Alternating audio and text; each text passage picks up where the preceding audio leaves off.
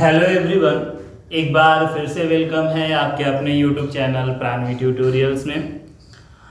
जैसा कि आपने देखा होगा कि वीडियो अपलोड नहीं हो पा रही थी, थोड़ी सी व्यस्तता थी, व्यस्तता के कारण वीडियो अपलोड करने में दिक्कत रही।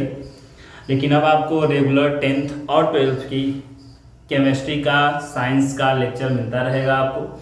तो चलिए स्टार्ट करते हैं क्लास 12th की केमिस्ट्री के फर्स्ट लेसन यानी सॉलिड स्टेट का लेक्चर नंबर 6। पिछले लेक्चर में आपने पढ़ा सॉलिड स्टेट क्या है, सॉलिड स्टेट को कितने तरह से क्लासिफाइड किया गया, फिर क्रिस्टलाइन सॉलिड्स क्या थे, क्रिस्टलाइन सॉलिड्स को कितने पार्ट में डिवाइड किया गया, यूनिट सेल क्या होते हैं, स्पेस लैटिस क्या होती है, यूनिट सेल की एज, लेंथ और रेडियस ऑफ एटम्स के बीच में क्या रिलेशंस पाए जाते हैं, पैकिंग इफिशिएंसी क्या होती है, पैकिंग फ्रिक्शन किसको कहते हैं, ये सारी चीजें आपने पढ़ी थी। आज हम स्टार्ट करते हैं लेक्चर नंबर 6 की तरफ बढ़ते हैं। टॉपिक हमारी किसी भी क्रिस्टल की डेंसिटी कितनी होती है, यानी डेंसिटी ऑफ क्रिस्टल। हमको एक क्रिस्टल की डेंसिटी चाहिए और वो घनत्व हो, वो डेंसिटी हम कैसे निकालेंगे, यही है हमारा आज का टॉपिक लेक्चर नंबर 6। आज के टॉपिक में हम पढ़ेंगे किसी क्रिस्टल की डेंसिटी कितनी होती है और उस डेंसिटी के फॉर्मूले से कैसे कैलकुलेट किया जाता है डेंसिटी को। तो चलिए स्टार्ट करते हैं, बढ़ते हैं अपने टॉपिक की तरफ। टॉपिक है हमारी डेंसिटी ऑफ क्रिस्टल। चलिए क्या होता है घनत्व, तो घनत्व आपने पढ़ा होगा किसी भी सब्सटेंस के एकांक आयतन में यानी यूनिट वॉल्यूम में जितना मास प्रेजेंट होता है वो कहलाती है डेंसिटी। यानी डेंसिटी को अगर हम फार्मूलेट करें, फार्मूले के द्वारा शो करें तो D बराबर होता है मास यानी द्रव्यमान और बटे यहाँ हो जाएगा आपका वॉल्यूम। तो मास अपान वॉल्यूम होता है, फार्मूला है ये डेंसिटी का, यानी मास को हम कह दें तो ये द्रव्यमान हो जाएगा और अपान होता है आयतन। तो ये डेंसिटी का फार्मूला रहा। तो हमको किसी क्रिस्टल की डेंसिटी निकालनी है और वो फार्मूला हमको मिला है D equal to mass upon volume यानी द्रव्यमान और बटे हो गया हमारा आयतन। अब हम कैलकुलेट करते हैं। कैलकुलेट करने के लिए लेते हैं छोटा सा हिस्सा यूनिट सेल, जिसके बारे में आपने पढ़ा होगा।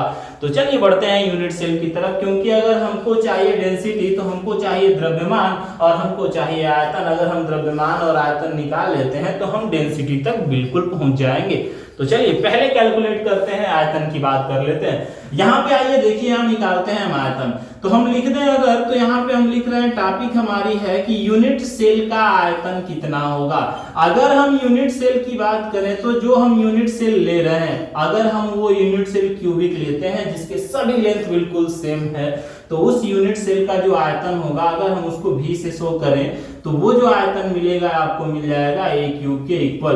तो हमारा पहला इक्वेशन मिला जो हमको मिल गया V equal to A cube, क्योंकि हमने पिछले टॉपिक्स में देखा है कि हम बड़े आराम से V की वैल्यू आयतन निकाल ले रहे थे और जो मिल रहा था हमको A क्यूब। अब हम बात करते हैं जो सबसे इंपॉर्टेंट टर्म है मास कितना होगा।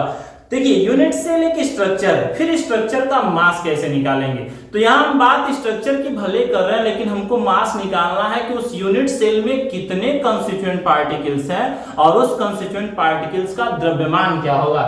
यानी यहाँ जो हमारा टर्म है मास, इसका मतलब है हमको निकालना है घटक कणों का द्रव्यमान कितना होगा। तो टॉपिक में देखिएगा यहाँ लिखते हैं घटक कणों का हमको द्रव्यमान चाहिए। घटक कणों का द्रव्यमान हमको कैसे मिलेगा, कैसे निकालेंगे घटक कणों का द्रव्यमान। अगर हमको निकालना है घटक कणों का द्रव्यमान, कणों की संख्या बदलती रहती है, कभी 1 होती है, कहीं 2 रहती है, कहीं 3 हो जाती है। तो अगर बदलती रहती है तो हम एक कण की बात नहीं करेंगे, हम शब्द में लिखें तो लिख देंगे घटक कणों का द्रव्यमान। क्योंकि सभी घटक कण बिल्कुल सेम साइज के होते हैं तो जाहिर सी बात है उनका वॉल्यूम भी बिल्कुल सेम होगा। तो हम निकाल लेते हैं किसी एक का और मल्टीप्लाई कर देंगे जिस रैंक का वो यूनिट सेल होगा, मतलब जितने उसमें घटक कण होंगे उससे हम उसको मल्टीप्लाई कर देंगे। यानी अगर हमको घटक कणों का द्रव्यमान चाहिए तो घटक कणों का द्रव्यमान निकालने का तरीका होगा, यहाँ पे लिख देते हैं कण की संख्या, यूनिट सेल में कितने कण आए उनकी संख्या और मल्टीप्लाई कर देंगे हम सीधे सीधे एक कण के द्रव्यमान से, एक कण का जो अपना द्रव्यमान होगा उससे हम उसमें मल्टीप्लाई कर देंगे, निकल जाएगा घटक कणों का द्रव्यमान कितना रहा। तो चलिए देखते हैं कैसे निकालेंगे। तो बराबर लिखते हैं घटक कणों का द्रव्यमान बराबर कण की संख्या। कण की संख्या को हमने दिखाया था आपको कि z से शो करते हैं, कर दिया हमने z से शो, और इनटू हो जाएगा एक कण का द्रव्यमान या एक परमाणु का द्रव्यमान, जो भी घटक कण होगा उस कण का अपना द्रव्यमान, एक कण का द्रव्यमान। अब सबसे बड़ी दिक्कत यहाँ पे जो हमने टॉपिक लिखी है कि एक कण का द्रव्यमान हम कैसे निकालें, चलिए इसी को कैलकुलेट कर लेते हैं। अगर हमको मिल गया कि एक कण का द्रव्यमान कितना होगा तो z से हम कर देंगे मल्टीप्लाई। चलिए तो बात करते हैं मोलर मास की। मोलर मास क्या होता है ये हमको पता है। मोलर मास ये आपने पढ़ा भी होगा। मोलर मास क्या होता है?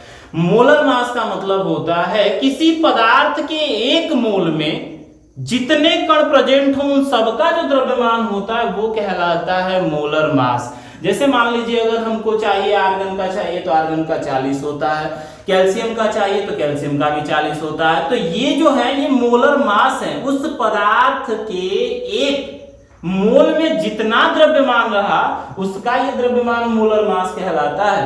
यानी मोलर मास का अगर हम फार्मूला देखें तो मोलर मास इक्वल टू हो जाएगा यहाँ पे एक मोल, यहाँ पे 1 मोल परमाणु यहाँ पे लिख दें या एक मोल में परमाणु की संख्या कर दें 6.022 इंटू 10 टू द पावर 23 और इंटू होता है एक कण का द्रव्यमान। ध्यान दीजिएगा यहाँ पे एक कण का द्रव्यमान। और बाबू हमको यही तो चाहिए कि एक कण का द्रव्यमान कितना होगा। तो चलिए लिख देते हैं मोलर मास को अगर हम शो कर दें m से, m is equal to 6.022 into 10 to the power 23, ये कहलाता है एवोगाद्रो नंबर। और एवोगाद्रो नंबर को शो करते हैं Na से। अगर हम यहाँ पे शो कर दें Na से तो हमारा हो गया formula m equal to Na, और यहाँ लिख सकते हैं एक कण का द्रव्यमान। तो चलिए यहाँ से एक कण का द्रव्यमान हमने लिख दिया। अब बताइए यहाँ पे एक कण का द्रव्यमान कितना मिला हमको। तो एक कण का द्रव्यमान बराबर कितना आ जाएगा, यहाँ पे देख सकते हैं ये आ जाएगा इस साइड की तरफ, तो आपको मिल जाएगा m और अपान आ जाएगा Na, जहां Na की जो वैल्यू होगी वो कितनी मिलेगी आपको 6.022 इंटू 10 टू द पावर 23 मिल जाएगी। तो एक कण का द्रव्यमान हमको मिल गया m अपान Na।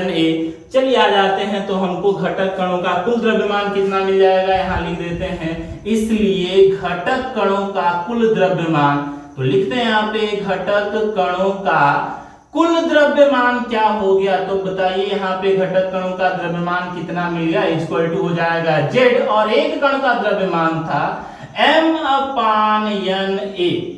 ये रहा हमारा इक्वेशन नंबर सेकंड। बाकी काम हो चुका है क्योंकि आपको बस इस फार्मूले में शो कर देना है। यानी जो फाइनल आंसर आएगा हमारा फार्मूला ये था और इसमें हमने दोनों चीजें निकाली। हमने द्रव्यमान भी निकाला तो हमारा द्रव्यमान आया यहाँ पे z into m upon Na, और यहाँ हमने देखा था यूनिट सेल का जो आयतन रहा वो एक क्यूब था।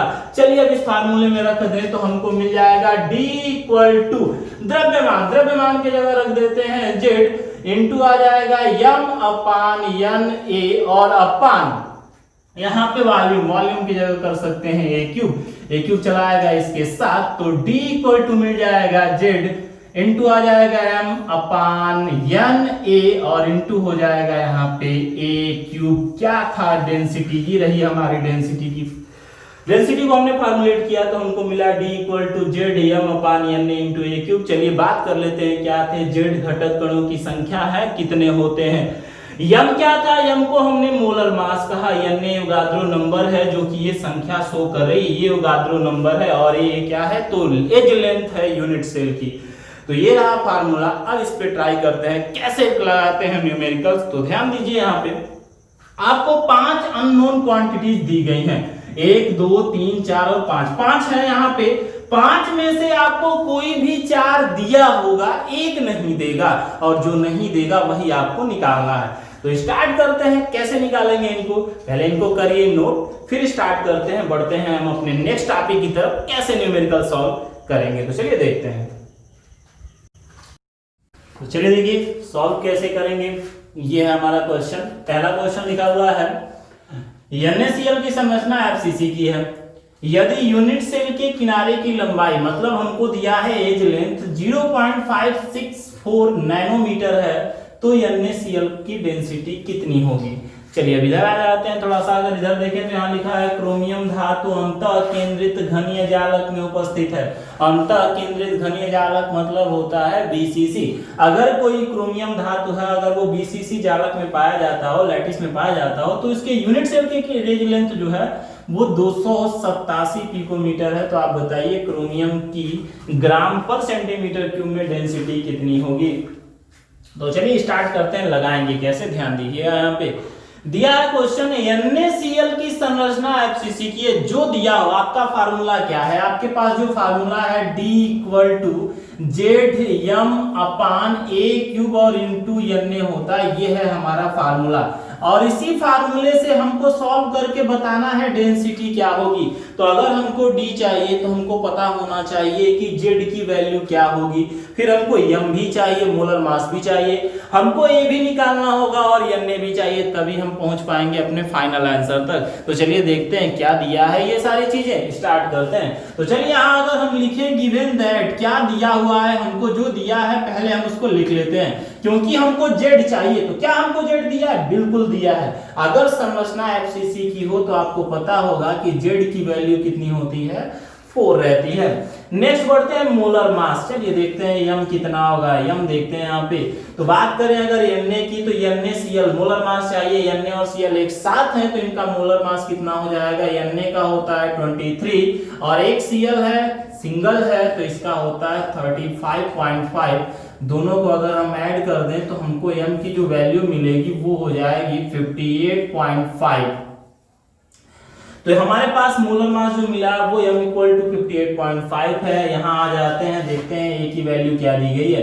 तो चलिए ये देखिए, अगर हम यहाँ पे, तो ये हमारा लिखा है 0.564 नैनोमीटर दिया हुआ है। हम इसको कन्वर्ट कर देते हैं सेंटीमीटर में। तो जैसे ही नैनोमीटर को सेंटीमीटर में कन्वर्ट करेंगे, हम मल्टीप्लाई कर देंगे यहाँ पे 10⁻⁻7 से, क्योंकि एक नैनोमीटर में 10⁻⁻7 सेंटीमीटर होता है हमारा। ये भी आंसर आ गया। थोड़ा सा स्टैंडर्ड फॉर्म की तरफ अगर हम ले आए तो हम इसको लिख सकते हैं 5.64 × 10⁻⁸ सेंटीमीटर। तो चलिए हमको ये भी मिल गया। और Na ये तो फिक्स होता है, Na की वैल्यू होती है 6.02 × लिख देते हैं 10⁻23। चलिए सारी वैल्यू रखेंगे इसमें और रखने के बाद करेंगे कैलकुलेट और हमको मिल जाएगा हमारा आंसर। देखते हैं क्या आता है यहाँ पे। तो हम फार्मूला रखेंगे D = Z की वैल्यू कितनी दी गई है, Z की जगह रखेंगे 4 इंटू M की जगह क्या दिया हुआ है, तो ये है हमारा 58.5 अपन A³ है। यहाँ पे A की वैल्यू दी गई है 5.64 × 10⁻⁻8 और ये हो जाएगा इसका होल क्यूब और इनटू यहाँ पे Na की वैल्यू आ जाते हैं, ये है हमारा 6.02 × 10⁻23। तो चलिए इसको करते हैं सॉल्व। आएगा क्या, पहले देखते हैं, अंक वाले को छोड़ देते हैं, जो नंबर्स हैं इनको देखते हैं, आगे बढ़ते हैं। 4 से कर लेते हैं इनको मल्टीप्लाई। तो ये 4 5 20 एंड 4 5 20 हो जाएगा। 4 बटे 32 और 2 34 और फिर 4 5 20 और 3 हो जाएगा 23, यानी 234 और अपन यहाँ पे आ जाएगा 5.64 का होल क्यूब और इंटू हो जाएगा 6.02। अब पावर को यहाँ करते हैं सॉल्व। 10⁻⁻8 पे 3, तो -8 पे 3, जब आधार 1 और घात 2 रहे तो घात में घात का हो जाता है गुणा। तो -8 में अगर 3 का गुणा करेंगे तो होगा -24, जबकि बगल में 10 पे 23 दिया हुआ है। और अगर 10 पे 24 है और 10 पे 23 है तो हमारा ये आंसर हो जाएगा 10 पे -1। इसको अगर हम कर दे ऊपर तो ये चला जाएगा बन के 10, यानी आएगा 2 3 4, ये 0 पूरा हो जाएगा, 10 जाएगा ऊपर, गुणा करेंगे 10 में 9 खत्म और ये आ जाएगा आपका 5.64 पे होल क्यूब और इनटू हो जाएगा 6.02। इनका कर लेंगे मल्टीप्लाई, 5 अगर इसको फुल मानते हैं 5 करते हैं तो 5 का कर देंगे मल्टीप्लाई और आंसर लास्ट में इनको आप कैलकुलेट करके देख लीजिएगा, आ जाएगा 2.16 ग्राम प्रति सेंटीमीटर क्यूब। ये हमारा फाइनल आंसर हो जाएगा, आप इसको कैलकुलेट कर लीजिएगा। अब आते हैं यहाँ पे सेकंड क्वेश्चन की तरफ बढ़ते हैं। जो हमारा सेकंड क्वेश्चन दिया हुआ है, क्या है हमारे पास सेकंड क्वेश्चन, देखते हैं। क्रोमियम धातु अंतःकेंद्रित संरचना में है, फिर से वही बात लिखते हैं, गिवन दैट में हमको क्या पता है, जो पता है वो हम रख लेते हैं। क्या दिया हुआ है हमको गिवन दैट में, हमारे पास बिल्कुल हमको पता है जेड की वैल्यू कितनी होगी। बताइए, अगर अंतःकेंद्रित हुआ बीसीसी हुआ तो जेड की वैल्यू क्या होती है, तो जेड की वैल्यू आती है यहाँ पे 2। फिर कह रहा है यहाँ पे यूनिट सेल की जो एज लेंथ है यानी ए की वैल्यू कितनी दी हुई है यहाँ पे 287 पिकोमीटर। खैर ये आंसर हमको सेंटीमीटर में चाहिए तो हम इसको कन्वर्ट कर देंगे 287 और गुणा कर देंगे यहाँ पे 10 पे माइनस पिकोमीटर है तो 10 हो जाएगा। पॉइंट का रूल ले आते हैं, यहाँ पे पॉइंट की जगह पहुंचेंगे तो आ जाएगा 2.87। दशमलव लगाएंगे, जितना दशमलव इधर खिसकाएंगे ये पावर उतना कम होगा यानी -8 हो जाएगा। ये सेंटीमीटर में हमको जेड मिल गया, ए मिल गया। और रही बात क्रोमियम की, तो जब भी आप सवाल लगाएंगे आपको क्रोमियम का दिया होगा कि इसका मोलर मास कितना होता है। तो क्रोमियम है आपका, कॉपर है 24, ये दिया है आपका, एम की वैल्यू दिया रहेगा आपका, ये है 51.99 और लास्ट एन तो फिक्स है कि एन की वैल्यू कितनी होगी। एन होता है आपका 6.02 इंटू 10⁻23। चलिए यहाँ पे सारा फार्मूला रखते हैं। तो D इक्वल टू फार्मूला है जेड इंटू एम, जेड के जगह करेंगे 2। एम की वैल्यू क्या है, तो एम की वैल्यू रख देंगे 51.99 और यहाँ पे आ जाएगा आपका अपान ए क्यूब, ए की जगह रखेंगे 2.87 इंटू 10⁻⁻8 का होल क्यूब हो जाएगा और इनटू यहाँ पे एन कर देंगे 6.022 इंटू 10⁻23। चलिए पहले पावर को कर लेते हैं सॉल्व और मल्टीप्लाई भी कर लेते हैं। यहाँ पे अगर कर लें तो ये हो जाएगा 18 और ये हो जाएगा 18 और 1 19, ये आएगा आपका 2 और यहाँ हो जाएगा 10, 102 हो जाएगा। यहाँ पे नहीं, 2 9 18, 2 9 18 और 1 19, 2 1 2 और 1 हो जाएगा 3, 103.98। और यहाँ पे आइए देखिए, यहाँ पे फिर वही बात है, 10 पे -8 का क्यूब करेंगे 24 होगा, 24 और 23 यहाँ पे प्लस होंगे, -24 और 23 अगर आप ऐड करते हैं तो 10 पे -1 आएगा यानी आपका आ जाएगा 2.87। इसका होगा होल क्यूब इंटू 6.022 और 10 पे माइनस हो जाएगा 1। इसको ऊपर ले जाएंगे, 10 पे +1 होगा और गुणा करेंगे तो पावर का जो ये दशमलव है वो एक अंक और इधर चला जाएगा यानी आ जाएगा आपका 103 नहीं 1039 हो जाएगा और यहाँ पे 0.8 आ जाएगा, यहाँ आ जाएगा 2.87 का होल क्यूब और इंटू होगा 6.02। हल करिए इसको, हल करने के बाद आपका आंसर मिलेगा 7.1 ग्राम पर सेंटीमीटर क्यूब। तो ये रहा लगाने का तरीका। आप सबसे पहले ढूंढिए ना इसमें क्या दिया है और क्या निकालना है। आपका क्वेश्चन लास्ट देखिए, क्या निकालना है तो डेंसिटी निकालनी है। डेंसिटी निकालनी है तो 4 चीजें हमको चाहिए, जेड, एम, ए और एन ए। तो आपको पहले एम नहीं दिया होगा या फिर सवाल में लिख देगा कि एम की वैल्यू कितनी है और जेड आपको खुद निकालना होगा। एन ए भी फिक्स रहेगा 6.02 इंटू 23 और ए की वैल्यू दी रहेगी सवाल में। इसको कैलकुलेट करेंगे, कैलकुलेशन थोड़ा लंबा होगा, इसके लिए आपको करनी होगी प्रैक्टिस करिए, कैलकुलेशन बेटर होगा आपका। चलिए बढ़ते हैं नेक्स्ट क्वेश्चन की तरफ। तो इसको करिए नोट, फिर बढ़ते हैं नेक्स्ट क्वेश्चन की तरफ। चलिए नेक्स्ट क्वेश्चन है, यदि अंतःकेंद्रित और फलक केंद्रित घनी तंत्रों के रूप में स्थित हो सकता है यदि लोहे के परमाणु की प्रभावी त्रिज्या 124 पिकोमीटर हो तो दोनों संरचनाओं में लोहे का घनत्व कितना होगा। तो चलिए क्वेश्चन है आपसे कि यदि Fe BCC और FCC दोनों संरचनाओं में पाया जा सकता हो, अगर इन दोनों संरचनाएं इनमें मौजूद हों तो क्या डेंसिटी पाई जाएगी इन दोनों में। जबकि यहाँ पे क्वेश्चन में आपको दिया है कि उसका रेडियस, उसकी प्रभावी त्रिज्या कितनी है, इफेक्टिव रेडियस उसका कितना है, ये दिया हुआ है आपको। तो चलिए इसको सॉल्व कैसे करेंगे देखते हैं। फार्मूला है हमारे पास, D इक्वल टू होता है जेड एम अपान ए क्यूब और इंटू हो जाएगा एन ए। क्वेश्चन दो तरीके से पूछा आपसे। पहला क्वेश्चन कह रहा है यदि संरचना, पहले क्वेश्चन में लिखा है यदि संरचना किसकी रहे आपकी, यदि संरचना, पहला क्वेश्चन है कि BCC हो, यदि संरचना BCC हो और सेकेंड यहाँ पे लाइन दे देते हैं। सेकेंड पूछा है यदि संरचना एफसीसी हो, दोनों क्वेश्चन आपको लगाने हैं। यदि संरचना एफसीसी की हो, कैसे करेंगे इनको सॉल्व? यदि संरचना एफसीसी हो तब कैसे लगाएंगे? तो चलिए यहाँ पे देखते हैं। पहले देखिए यहाँ पे हमारा फार्मूला है D इक्वल टू इतना होना चाहिए, हमको चाहिए जेड एम ए और एन ए। तो देखते हैं क्या क्या दिया हुआ है सवाल में। तो पहले लिखते हैं गिवन दैट। तो गिवन दैट में अगर आप देखेंगे तो पहले खुद लिख दिया है संरचना बीसीसी है, मतलब एकदम जेड की वैल्यू हो जाएगी 2। एम आपके क्वेश्चन में दिया है, एम की वैल्यू रखनी है 55.8, तो एम हमने रख लिया। चलिए एन ए भी फिक्स रहता है, एन ए की वैल्यू होती है 6.022 इनटू हो जाएगा आपका 10 टू द पावर 23।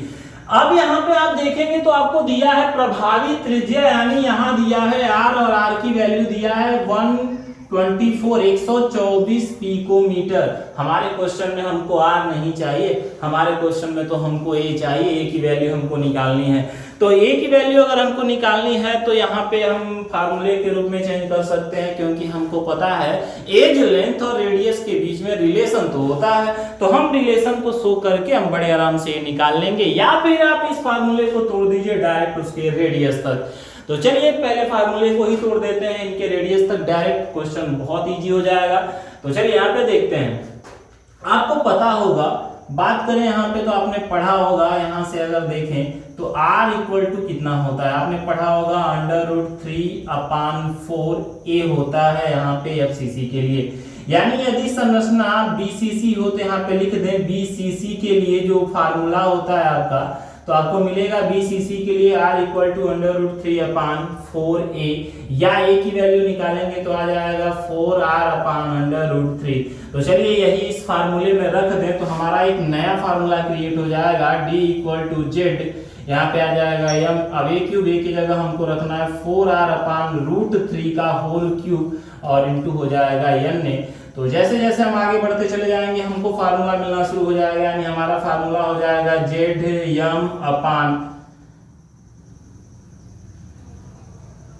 एम हो जाएगा और √3 का क्यूब आ जाएगा 3√3।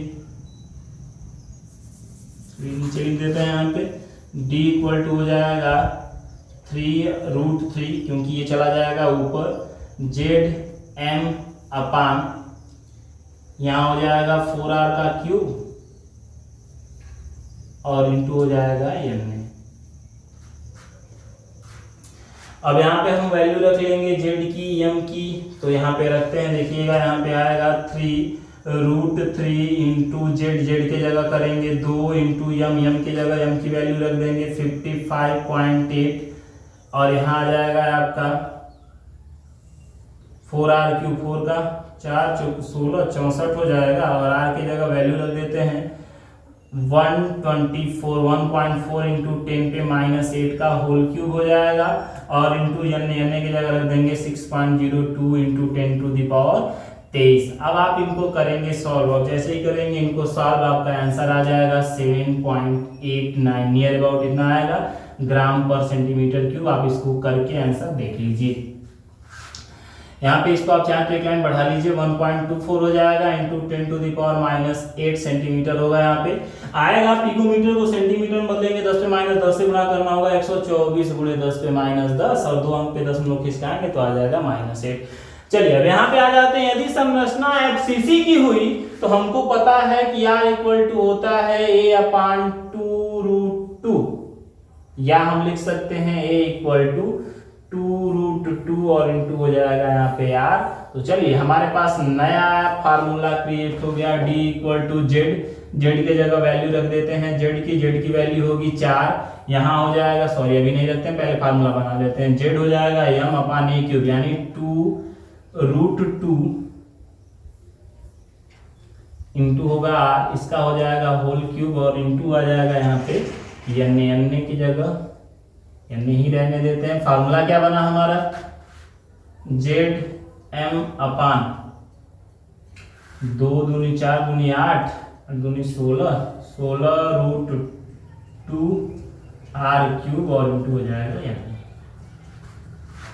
तो चलिए यहाँ पे रखते हैं जेड की वैल्यू होगी 4, क्योंकि संरचना है एफसीसी की, m की वैल्यू 55.8 अपान 16√2 और इंटू यहाँ कर देंगे r की वैल्यू रख देते हैं। r की वैल्यू क्या हो जाएगी यहाँ पे, r की जगह फिर वही वैल्यू रखेंगे 1.24 इंटू 10⁻⁻8,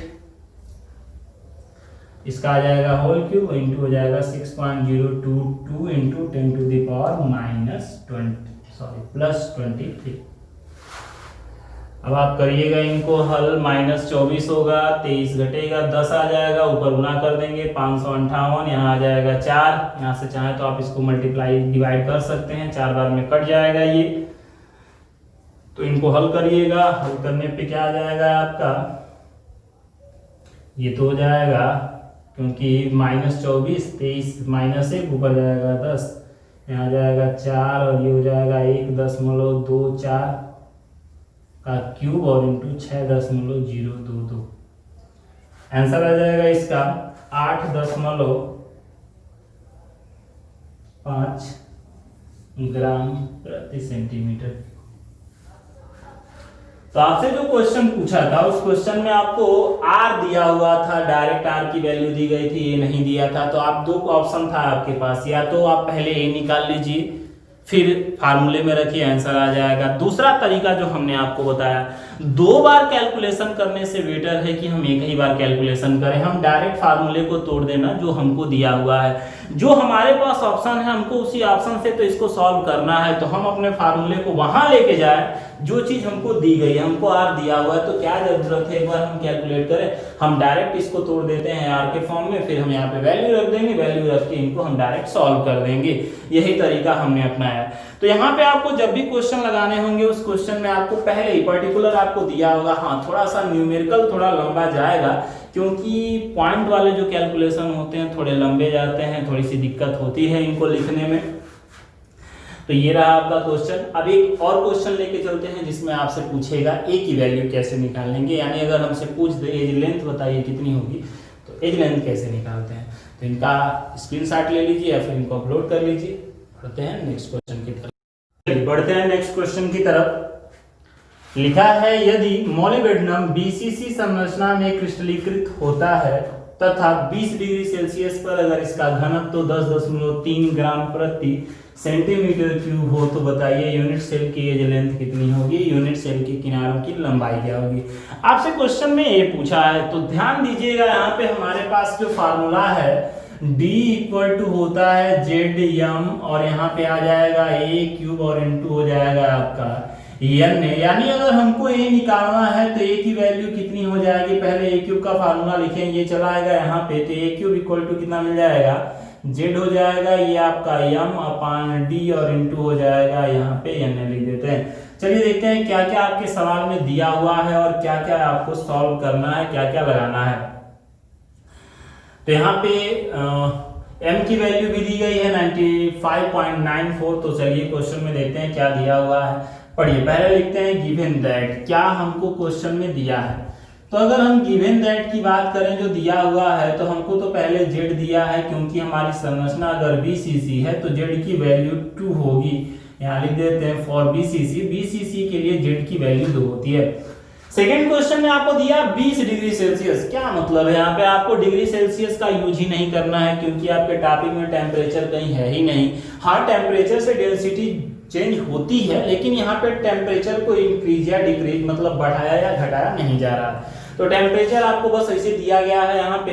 अब यहाँ पे बात कर लेते हैं घनत्व की, m का मान पहले m का देख लेते हैं, ये है आपका 95.94 और d की भी वैल्यू आपको दी गई है, d की वैल्यू है आपका 10.3 ग्राम पर सेंटीमीटर क्यूब और यहाँ आप देखेंगे तो Na की भी वैल्यू हमको पता है, ये होती है 6.02 इंटू 10⁻23 यानी 10 पे 23। हमको निकालना है a, न कि a क्यूब। तो अगर हमको a चाहिए तो हम क्या करेंगे, यहाँ पे लिखेंगे a इक्वल टू जो भी दिया होगा उस पे घात हो जाएगी 1/3, या ऐसे कह लीजिए कि हमको निकालना है उसका घनमूल 1/3। ये रहा हमारा फार्मूला और इतनी सारी चीजें आपको दी गई हैं, इनको करना है सॉल्व। तरीका कैसे सॉल्व करेंगे चलिए आइए देखते हैं। यहाँ पे तो रखते हैं यहाँ पे वैल्यू, तो a equal to Z, Z के जगह रखेंगे 2 और m के जगह रखेंगे 95.94 अपान d के जगह d की वैल्यू रख देते हैं 10.3 और m2 हो जाएगा आपका n की जगह रख देते हैं 6.02 इंटू 10 टू द पावर 23। चलिए करते हैं इनको सॉल्व, और पूरे पे पावर दिखाई दे रहा होगा 1/3 है। करते हैं इनको सॉल्व, कैसे सॉल्व करेंगे तरीका समझिएगा। इसमें आपको देख के लग रहा होगा इसमें 1.1/3 पावर है, यानी घात है। हमको इसका क्यूब निकालना है, हमको निकालना है इसका घनमूल क्या होगा। तो सबसे पहले हम पावर को सॉल्व करते हैं। बस पे 23 है, इसको ले जाइए ऊपर तो ये बना देगा माइनस। तो चलिए यहाँ देखते हैं, यहाँ पे आ जाएगा a इक्वल टू 2 से कर देते हैं मल्टीप्लाई, तो ये हो जाएगा 8, 2 9 हो जाएगा 18, 2 5 10 और 1 11, 2 9 18 और 1 19। यहाँ पे पॉइंट लग जाएगा 2 अंक पे, यहाँ पे लगा देते हैं। इनटू हो जाएगा 10 पे -23 और अपान इनका कर लेते हैं गुणा, तो 10 60 103, तो ये आ जाएगा आपका, गुणा कर लेते हैं यहीं पे, लगभग 10 है, मान लीजिए ये 60 हो जाएगा। 3 3 दूनी 6,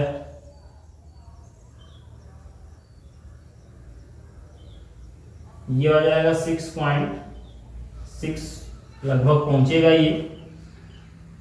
चलिए अब पूरे पे पावर है 1/3।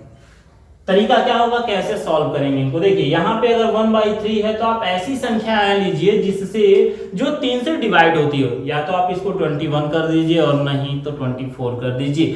तो कर लेते हैं 24 करना है, बहुत आसान। यहाँ का पॉइंट इधर खिसकाएंगे, ये अपने आप 24 हो जाएगा। तो हमारा जो क्वेश्चन हो गया 191, यहाँ 8 हो जाएगा 0.8, और ये जैसे ही कि ये हमारा आ गया 10 पे -24 और अपान हो जाएगा 60.6। अब इसको सॉल्व करना है, पूरे पे पावर है 1/3। तो चलिए पूरे पे पावर अगर 1/3 है तो हम लिख सकते हैं 191 इन अपान, नहीं सॉरी, यहाँ पे 1918.8 अपान 60.6, पूरे पे पावर है 1/3।